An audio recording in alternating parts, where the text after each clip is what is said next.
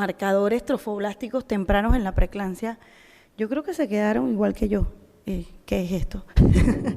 Porque cuando uno busca en internet, en PubMed, en Medline, en marcadores trofoblásticos, no me aparece nada. Hay marcadores de preeclampsia, pero marcadores trofoblásticos no. Entonces, pues tuve que analizar y quiero que hagan el esfuerzo de pensar que hice yo, de analizar a ver cuáles serían los marcadores trofoblásticos tempranos en la preeclampsia. Si me hablan tempranos es que no son clínicos, no pueden ser tardíos, tienen que ser antes de que aparezca la clínica. ¿Ok? ¿Y por qué de preeclampsia? Bueno, porque la preeclampsia sigue repuntando dentro de las patologías de más muertes maternas, y no solo muertes maternas, porque en algunos países es la hemorragia, pero esa no se lleva al bebé, y esta sí. Entonces también de muertes perinatales. Y digo, bueno, si es trofoblasto, entonces tiene que ver con la placenta, o sea, marcadores que vengan de la placenta. Y trofoblasto viene del griego trefein, que significa alimentar. Pero eso fue cuando los griegos descubrieron esto. Ahora sabemos que la placenta no solo alimenta al bebé, tiene un metabolismo para hacerla autosuficiente para su mantenimiento y su autogestión de ATPs para transportar esos nutrientes. Entonces, la placenta es un mundo impresionante. Entonces, vamos a hablar de estos marcadores que nos da la placenta. Entonces, el objetivo de la charla es ver la interacción entre la placenta y lo que produce en la mamá. Y un marcador no es más que un dato clave, una información que se aporta a partir de, en este caso, del trofoblasto. Entonces, la preeclampsia, como la conocemos como una enfermedad, entonces no es una enfermedad, es un síndrome materno, porque cuando se habla de preeclampsia, que es el trastorno antes de la eclampsia, y la eclampsia, que significa relámpago, en griego también, resulta que no todas las preeclampsias quedan en eclampsia. Una paciente se puede morir por una ruptura hepática, por un trastorno de coagulación, por un SB, y no llegó a eclampsia. Entonces, ¿se debe llamar preeclampsia o se debe llamar disfunción endotelial, que es lo que ocurre antes, o difusión placentaria? En realidad ese no es el tema de la charla, pero se los dejo para que lo piensen. Entonces, ¿por qué eclampsia? Pues porque es una tempestad en un cielo aparentemente tranquilo. Y así es como nos llega la paciente al cuarto de urgencia, tranquila, viene por contracciones y nos convulsiona en el cuarto de urgencia. No era ningún cielo aparentemente tranquilo. Ella no sabía que tenía nada. Pero si le hubieran hecho toma de presiones arteriales, le hubieran hecho un control, le hubieran hecho arterias uterinas y los marcadores que vamos a ver más adelante, hubiéramos podido diagnosticar la enfermedad antes de esta presentación aparatosa. Entonces, la preeclampsia, como síndrome materno, es la aparición de diferentes fenotipos, porque ustedes saben, y tenemos la sala llena de preeclampsias, que una puede tener HELP, que la otra puede tener convulsiones, la otra puede tener solo alteraciones de hepática, renales, y pues tiene fenotipos diferentes. Entonces, pero lo que queremos es no... Sí se pasa rápido. Lo que queremos es no encontrarla aquí, porque de hecho la definición de preeclampsia es una definición muy pobre. Al principio era un trípode, era hipertensión, proteinuria y edema. El edema en el 2000 ya no es criterio, y la proteinuria en el 2013 tampoco es criterio. Entonces, solo la hipertensión, pero sí hay muchas patologías que pueden manifestarse con hipertensión. De hecho, las hipertensas, que tenemos bastante por nuestra raza latinoamericana, tenemos muchas pacientes con hipertensión, con obesidad y con otras patologías que pueden enmascarar a la preeclampsia. Entonces, sobrediagnosticar, porque le dio un 140/90, pero es hipertensa, pero no sabemos, la vamos a interrumpir, pero vamos a interrumpir y vamos a hacerle daño al bebé. Ahí los pediatras me dicen, ¿tú estás segura que es una preeclampsia? Pero peor aún es no reconocerlo, porque después la mando para la casa, porque no. Ella dice que es que llegó corriendo o que peleó con el esposo y esa presión está alta, emotiva. ¿Cómo vemos las presiones emotivas? Entonces nos quedamos sin reconocer el diagnóstico, pero en la casa tiene un óbito. Entonces es bien importante que nosotros realmente busquemos este nombre, preeclampsia, o sea, antes de que aparezca una complicación, si lo queremos ver como una complicación, no solo en el daño endotelial, que es lo que venimos hablando hace 20 años, el aumento de los tromboxanos, la disminución del óxido nítrico, sino lo que precede a esta alteración del daño endovascular es los marcadores trofoblásticos, es decir, los marcadores que salen de la placenta. Entonces, ¿cuándo aparecen estos marcadores? En realidad, ay, lo quité, voy a ponerlo por acá. En realidad estos marcadores aparecen en diferentes momentos del embarazo. Y vamos a ver que en el primer trimestre, fíjense la presión parcial de oxígeno que hay en el primer trimestre, 2 a 3%. Entonces la placenta no necesita oxígeno. De hecho, hace un tapón las células del sincito trofoblasto para que no haya un volumen sanguíneo y se pueda reproducir el citotrofoblasto y se dé todo eso que conocemos de embriología del trofoblasto, diferenciarse en citotrofoblasto, en sincitotrofoblasto, incluso en trofoblasto estabilloso, que lo vamos a ver más adelante en una diapositiva. Entonces, no podemos hablar de hipoxia en el primer trimestre de embarazo. Y acá está esta diapositiva que me encanta. Aquí vemos, voy a ver allá que no puedo voltearme y les doy la espalda. Aquí vemos las vellosidades coriales y el citotrofoblasto. Afuera vemos el sincitotrofoblasto, que es el que está bañado por la sangre materna. Aquí vemos cómo el citotrofoblasto produce estas células, que es el trofoblasto extravelloso, y que estas células tienen un fenotipo epitelial y un fenotipo endovenoso. Los dos fenotipos son los que producen la remodelación de la arteria espirales, y también este citotrofoblasto produce factor de crecimiento placentario, que su nombre lo dice. Sin él no va a haber placenta. Factor de crecimiento placentario es el primer marcador del que vamos a hablar en primer trimestre. ¿Ok?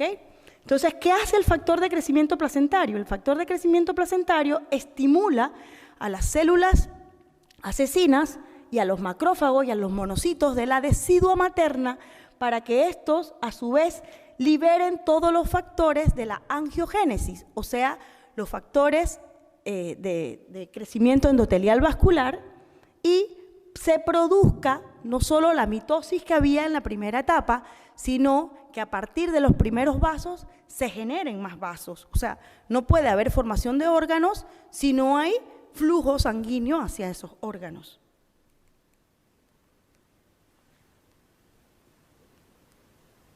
Entonces, la red vascular debe ser formada tempranamente en la etapa terminando el primer trimestre. Y en esta red vascular, en todos los aspectos, vasculogénesis, angiogénesis y pseudovasculogénesis, la pseudovasculogénesis es la remodelación, va a interferir el factor de crecimiento placentario. Entonces, si la paciente no tiene factor de crecimiento placentario desde el inicio del embarazo, tiene riesgo de disfunción placentaria. Y la preeclampsia puede manifestarse como una disfunción placentaria temprana, como también con RCU o con desprendimiento de placenta. Entonces, fíjense acá en los estudios cómo muestran que si el factor de crecimiento placentario está bajo, el tamaño placentario es pequeño. Y si el factor de crecimiento está bajo, el peso fetal también es bajo. Entonces, no solo tiene un poder en el crecimiento y en la replicación de las células trofoblásticas, el factor de crecimiento placentario, sino que también tiene el papel más importante en la angiogénesis. Y aquí lo vemos, él, como les dije, que es familia del factor de crecimiento vascular endotelial, entonces usan el mismo receptor. Y este receptor es el receptor de tirosina quinasa 1. Entonces, el receptor de tirosina quinasa 1 debe estar unido a la membrana para poder ejercer ese efecto de señalización sobre el endotelio y poder hacer una homeostasis que no solo, recuerden que hay intercambio con la madre, no solo va a estar a nivel del órgano placentario, sino que también esos factores, estos, van a ir a la madre para producir lo que conocemos, los cambios fisiológicos de disminución de la resistencia vascular periférica materna. Entonces, aparte del factor de crecimiento placentario, hay otras proteínas asociadas al embarazo que también han demostrado una alta tasa de detección en la prevención de preeclampsia. Sobre todo, la proteína placentaria 13 y la PAP-A, que la usamos también para diagnóstico de anomalías cromosómicas. Entonces, fíjense, como estas están en primer trimestre, son las que más se usan porque nosotros generalmente le hacemos una evaluación mayor a la paciente en el primer trimestre y es una oportunidad también para detectar riesgo de prevención de preeclampsia, riesgo de preeclampsia. Entonces, acá está un resumen de todo lo que hacen estas proteínas plasmáticas y estos dos, que son también, aparte de ser proteínas, glicoproteínas de la placenta, también son de la familia del factor de crecimiento transformante beta, que también tiene que ver con la angiogénesis. Entonces, todos estos factores que se producen en la preeclampsia, lo que van a hacer es hacer que este órgano crezca de una manera tan rápida y que funcione de una manera eficiente. Deficiencia de esos factores nos van a llevar a una pobre placentación. Entendiendo esto, entonces podemos saber que si estos factores están alterados, vamos a tener un riesgo de que esa placenta no funcione adecuadamente. Entonces, ¿pero por qué no usamos entonces estos factores? Y yo me voy a enfocar a hablar de solo el factor de crecimiento placentario. Pues porque estos factores tienen variaciones en si se usa plasma, si se usó suero. Entonces la etapa de validación no se ha dado. Y por otro lado, las casas encargadas de hacer la cuantificación de estos marcadores han hecho del factor de crecimiento placentario que se pueda utilizar, o sea, que se pueda hacer en el mismo equipo donde hacemos los factores para el diagnóstico de anomalías cromosómicas. Entonces, bingo, se nos hizo fácil esa detección y lo incluimos en la evaluación de primer trimestre. Entonces, las características de un biomarcador es que sea fácilmente cuantificable. Entonces, por eso ocupa este lugar el factor de crecimiento placentario. Siguiendo con cuáles son los marcadores trofoblásticos para la determinación de la preeclampsia, ya vimos los marcadores bioquímicos. Ahora vamos a ver los marcadores biofísicos. Biofísico es marcadores ultrasonográficos. ¿Por qué? Porque una característica que ocurre en la arteria espiral que no da la baja resistencia y alta capacitancia que se necesita para que luego del primer trimestre, cuando ya no debo estar en hipoxia, sino que necesito oxígeno para esa formación tanto placentaria como fetal, entonces se dé. Y si esa migración de estas células del trofoblasto estaverioso no se da, entonces va a ocurrir un aumento en la resistencia que se va a ver reflejado en la toma de las arterias uterinas. Por eso, este es el segundo marcador de detección de riesgo en preeclampsia.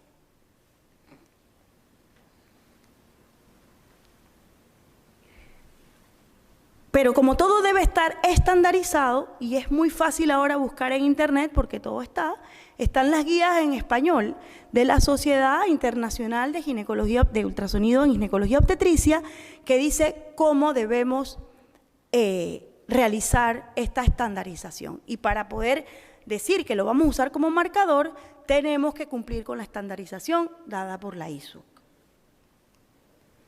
Hay una publicación más reciente del 2018, se usa hace 20 años esta evaluación de las arterias uterinas, sin embargo salió una forma nueva que se hace más fácil para los residentes. Y ya lo probamos y sí, se hace más fácil la evaluación transversal del Doppler de las arterias uterinas. Las dos están validadas por la ISO.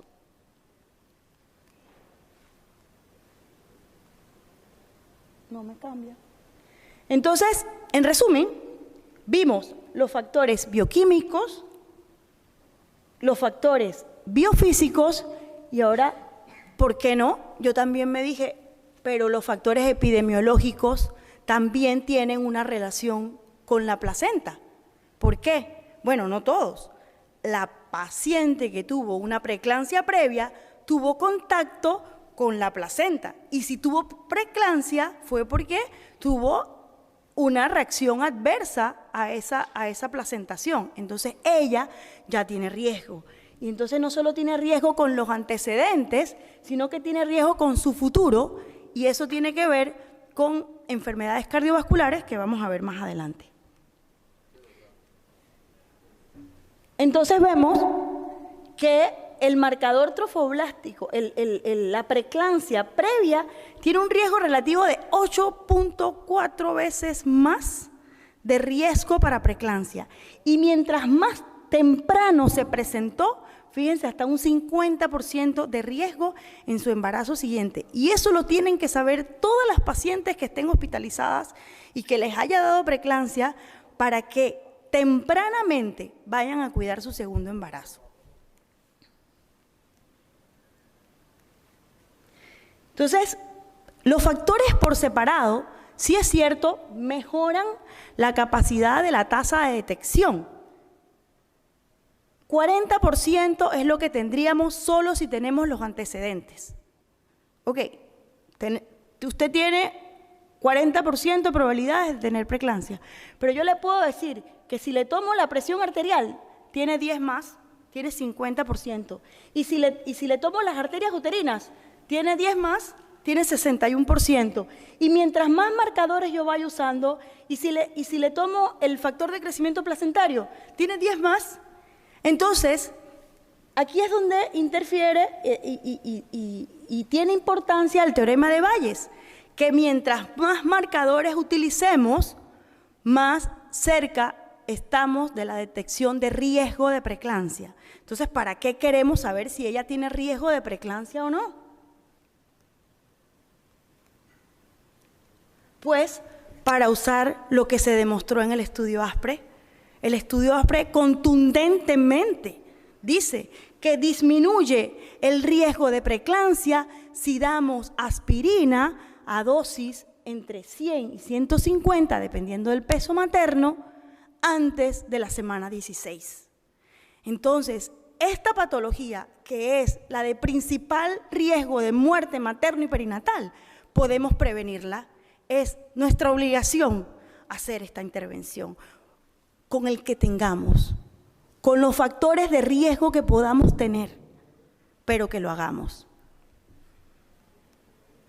Entonces, encima, el primer mundo, la Fetal Medical Foundation, las calculadoras de Barcelona Clinic, son gratuitas para nosotros y podemos bajarlas de internet, aquí está, cómo la bajan desde su celular y nos sale esta calculadora donde metemos si tiene diabetes, si tuvo preeclampsia, el peso de la paciente, la presión de la paciente, si usamos o no usamos marcadores, porque ustedes me pueden decir, doctora, aquí en el hospital no tenemos esos marcadores. Ok, ahí puedes poner que no, pero igual te calcula el riesgo. Claro que si le pones, te lo va a calcular mejor, porque como el teorema de Bayes dice, mientras más factores le ponga, más detección tengo de ese riesgo, ¿cierto? Entonces, esto es un ejemplo de lo que hacemos en mi hospital, un hospital público de la ciudad de Panamá, donde metemos la beta-HCG, la PAP-A, y aquí está, ¿lo ven? El factor de crecimiento placentario, y nos dio un riesgo para esta paciente de 1 en 5 de presentar restricción de crecimiento, 1 en 24 de presentar preeclampsia antes de las 34 y 1 en 10 de antes de las 37. Esta paciente ya tuvo su parto. Esta paciente tuvo preeclampsia a las 37 semanas. ¿Sabes por qué? Porque le dimos aspirina. Entonces, no significa que la prevenimos totalmente, pero la retrasamos, porque su factor de riesgo marcaba que le iba a dar antes. Entonces, ¿nosotros hacemos cribado? En mi hospital, no, porque un cribado es lo que hacen en Europa, a todas las pacientes. Identifican pacientes de bajo riesgo que van a presentar la enfermedad. Sin embargo, nosotros hacemos algo modificado y eso se llama predicción. Entonces, tomamos las pacientes de alto riesgo, la que ya salió hace 2 años, hace 5 años del hospital con preeclampsia. Señora, usted tiene que venir a las 12 semanas a hacerse esa prevención, a hacerse esa evaluación de detección. Y, por supuesto, la que tuvo pérdida gestacional recurrente, la que tiene diabetes y todas las que tienen factores de riesgo van a llegar tempranamente para poder hacerle esta predicción y esta disminución en la presentación de preeclampsia. Entonces, tenemos que optimizar los recursos, sobre todo en países latinoamericanos. Pero, ¿qué pasa con la preeclampsia tardía? Esa detección que les hablé era de primer trimestre, digo, de preeclampsia temprana. Recordemos que la preeclampsia temprana es antes de las 34 semanas. Pero la preeclampsia tardía, pues no nos marca mucho que le va a dar en preeclampsia tardía, pero es porque tiene una fisiopatología diferente. Entonces, si vimos que en la primera etapa es importante el factor de crecimiento placentario, en la preeclampsia tardía esta paciente pudo haber tenido factor de crecimiento placentario y arterias uterinas normales y measa preeclampsia a las 36 semanas. Bueno, es que acá es otra fisiopatología, como les acabo de contar, y es una fisiopatología que tiene que ver con la isquemia. ¿Y a quién le puede dar isquemia? Pues a una paciente que recibe algo de los factores antiangiogénicos, pero ella tiene una susceptibilidad. Las cardiópatas, las hipertensas, las que tienen un daño vascular previo o las que simplemente ni siquiera sabían que tenían daño vascular, pero son susceptibles. Así es que aquí interfiere mucho la inflamación vascular materna previa. ¿Y cómo ocurre esto? Bueno, ya en el segundo y tercer trimestre, miren, esto es una placenta normal y esta placenta tiene mucha superficie de intercambio y esta le vemos menos superficie de intercambio. Entonces, ¿por qué? Porque esta paciente, miren, la pusimos azul para que vieran que aquí hay hipoxia.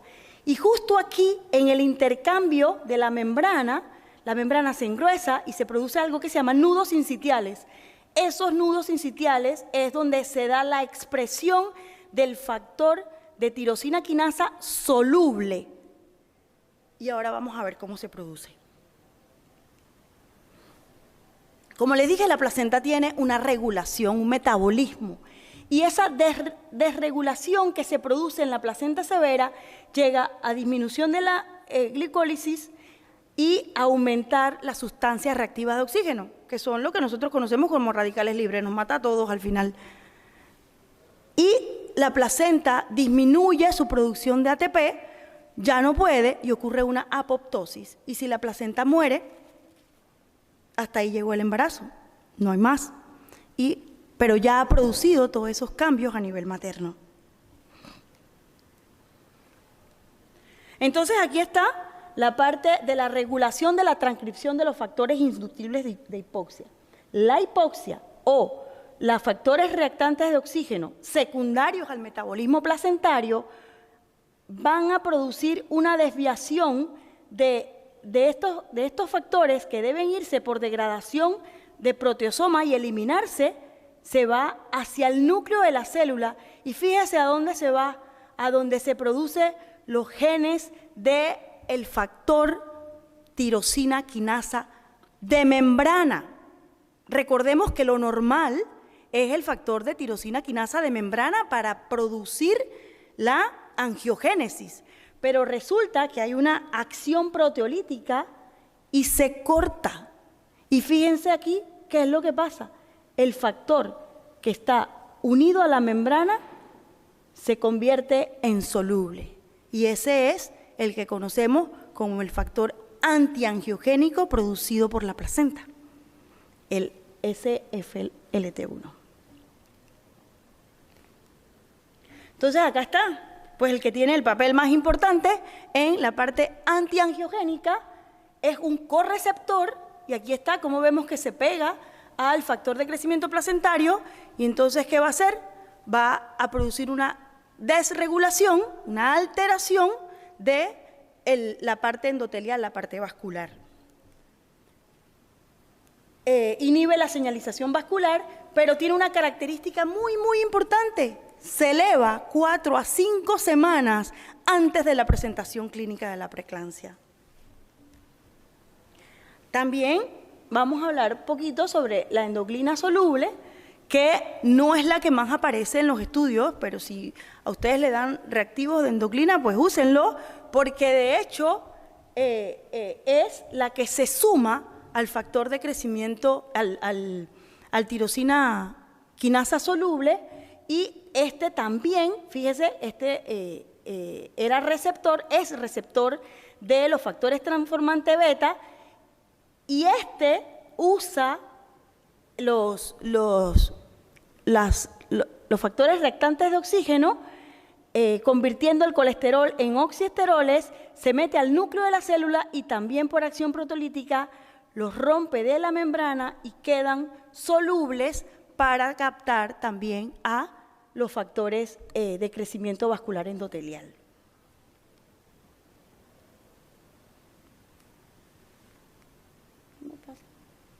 Entonces, en el segundo trimestre, la fisiopatología es diferente, y en vez de que inicialmente, por no darse esa migración de la remodelación de las arterias espirales, produce entonces la preeclampsia, acá son los factores con la desregulación vascular el que va a hacer que las arterias uterinas se alteren. De hecho, altera las arterias oftálmicas, que es otro marcador, pero no lo vamos a poner como marcador trofoblástico. Entonces, en el segundo trimestre, la capacidad vascular materna toma importancia. Y esto es lo que ocurre, un desbalance angiogénico. ¿Y quién fue el primero en hablar de esto? Pues los estudios de Karumanchi, un nefrólogo, que comienza a ver que cuando le ponía el factor de tirosina quinasa soluble, los vasos renales disminuían su vasodilatación, y por supuesto, si no había factor de crecimiento endotelial, entonces los colapsaba. Entonces, tiene un poder en la angiogénesis, y de hecho, lo que él quería descubrir, por ser nefrólogo, es que producía una endoteliosis glomerular en las pacientes con preeclampsia.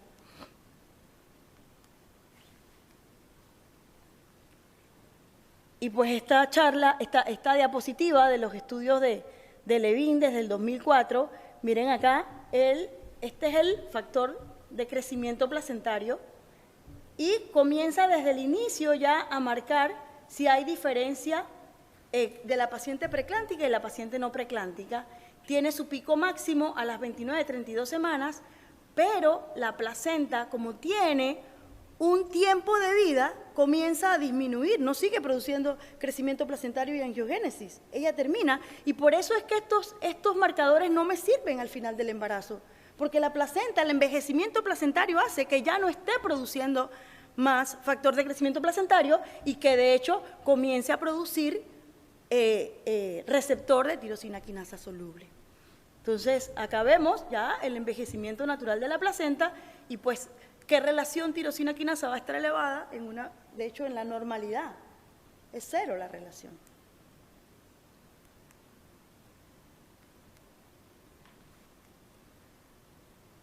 Acá vemos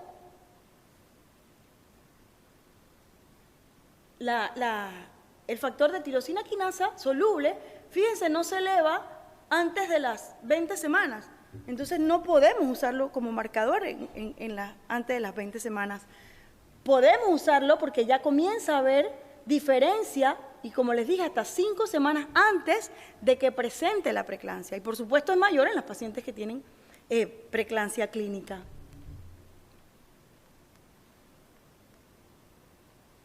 Pero ya sabiendo cuáles son los marcadores, pues había que decir, ok, ¿cuál es el punto de corte para yo decir, bueno, ¿la interrumpo o no la interrumpo? Bueno, no hemos llegado allá. Pero un punto de corte para decir que la paciente tiene diagnóstico de preeclampsia es que tenga 85 en la relación entre estos factores. Y luego salen estudios, más estudios, el estudio Prognosis, que dice que tiene un 99.3% de valor predictivo positivo. Es decir, esto es importante porque la paciente te llega al cuarto de urgencia, tiene hipertensión o tiene creatinina alta o tiene cefalea y tú le haces una relación y la relación dice que no tiene, que tiene menos de 38. Entonces uno dice, esta paciente se puede ir para su casa. Y algo que es súper rescatable de la charla de la psicóloga de hoy es que dijo que nadie toma en cuenta que la hospitalización es una crisis para la paciente. Es una crisis personal, familiar y social. Y nosotros hospitalizamos a la paciente. ¿Cuántas pacientes tienen hospitalizadas en la sala? Por semanas, esperando a que manifieste más síntomas para la interrupción. Entonces, pero podemos descartar con este marcador, por lo menos por 4 semanas, que no la va a presentar. Entonces, menos ingresos, menos monitorización, y pues sí, claro, hay una distinción. Si la paciente tiene menos de 38, ok, no me la va a presentar. Más de 38, queda un espacio gris entre 38 y 85, que necesita evaluación en 2 semanas, y 85, para menor de 34 semanas, diagnóstico. Para mayor de 34 semanas, el diagnóstico va a cambiar por la fisiopatología diferente y sería 110. Entonces, mientras más alterado está el marcador, más complicaciones tiene la paciente. Entonces, sí hay una relación directa con las complicaciones. Y aquí para mostrar que la relación de estos factores angiogénicos tiene mayor sensibilidad que todos los que hemos usado a través de los años para detección de preeclampsia. Y aquí vemos la diferencia de que en la preeclampsia tardía lo que hacemos para marcadores no nos aparece, no es que aparece más tarde, aparece después de las 24 semanas. Por eso debemos hacer una segunda evaluación de factores de riesgo más adelante en el embarazo para detectar la preeclampsia tardía. Y pues la preeclampsia temprana sí, y por eso les hablé de la detección temprana y la prevención temprana. Acá no podemos hacer prevención, no, claro que no, ya la aspirina no nos va a servir, pero nos va a prevenir complicaciones. Si el médico sabe en cuánto están los valores bioquímicos para preeclampsia, puede prevenir complicaciones, y aquí están los estudios, y también disminuye los costos y les va mejor a aquellas pacientes en donde se da un parto planificado. Y si no estaba en un hospital de tercer nivel, le da oportunidad para mandarla al hospital de tercer nivel. Entonces acá, y por eso era tan importante en hablar de la fisiopatología, de cuándo se producen los marcadores, porque bueno, estudiaron y dicen, mira, acá no hay tasa de detección para los factores angiogénicos y antiangiogénicos. No, es que a esta edad no. A esta edad lo más importante es la presión arterial, los factores maternos, y aquí toma gran importancia, una sensibilidad de 100%, el índice de pulsatilidad de las arterias uterinas. Entonces no perdamos la oportunidad de hacerle el índice de pulsatilidad a las pacientes que nos llegan con 24 semanas y sospecha de preeclampsia, aunque no tengamos los marcadores. Y acá, más de lo mismo, nos detecta más preeclampsia temprana, tanto las arterias uterinas como el cociente, que la preeclampsia tardía. Y acá, pues, un resumen de lo que de la actualización y de las recomendaciones. Si es bajo riesgo, se va para la casa, tranquilizamos a la paciente y también nosotros, porque a nosotros nos da mucho miedo mandar a esa paciente para la casa y que después nos llamen que convulsionó en su casa. Intermedio 38 a 85, si es menor de 34 semanas, o 38 a 110, si es mayor de 34 semanas, pues a esa paciente se le da educación, se le habla de los signos o síntomas de presentación de preeclampsia y que venga en 1 a 2 semanas. Si es mayor de 85 para 34 semanas o mayor de 110 para mayor de 34 semanas, pues esa paciente hay que referirla también para inducción probablemente anticipada. Se recomienda bajar el umbral que nosotros conocemos de 37 semanas para la preeclampsia leve, un poquito antes si estos marcadores están alterados. Y muy alto, pues ya aquí definitivamente cuando encontramos eso, la paciente a la que se le dejó evolucionar, en 2 días hay que interrumpirla porque debutan con todas las complicaciones de los signos clínicos. Si es que corticoides e interrumpir. Este estudio es interesante y se los traigo porque hay muchos escépticos de si funciona o no funciona o qué utilidad le doy a los marcadores bioquímicos. Entonces, fíjense, llegaron las pacientes con COVID al cuarto de urgencia, todavía no tenían neumonía, las pacientes con laboratorios normales hacen neumonía y elevan la presión arterial, elevan las transaminasas y elevan la proteína creatinina. Esto es diagnóstico de preeclampsia. ¿Qué hacemos? ¿Las interrumpimos o no las interrumpimos? Tienen 28 semanas, 29 semanas. Le hicieron el cociente y el cociente dijo que no tenían preeclampsia, que no había disfunción placentaria. Todo el mundo con miedo. La dejaron evolucionar. Se resuelve la neumonía,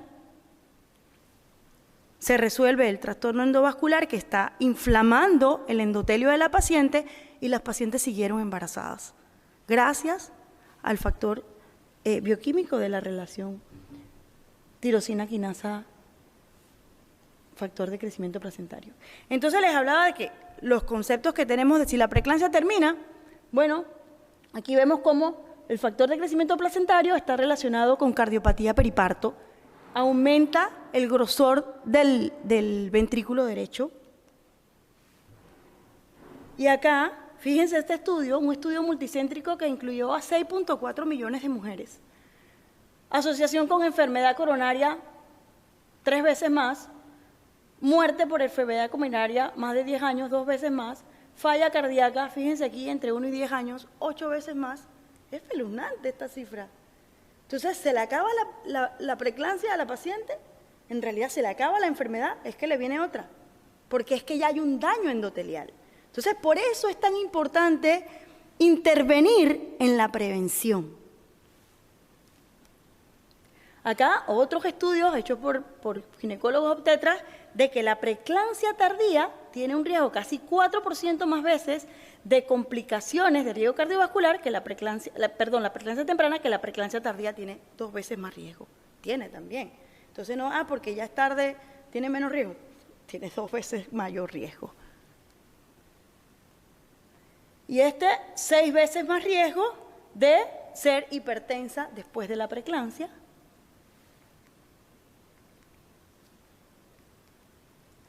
Y bueno, hay recomendaciones porque se considera el embarazo entonces como una prueba de estrés multisistémica y de riesgo cardiovascular. Entonces, estas pacientes hay que seguirlas y de hecho hemos involucrado a los cardiólogos para el seguimiento de pruebas de evaluaciones cardíacas en estas pacientes que resultaron ser preeclámpticas durante su embarazo.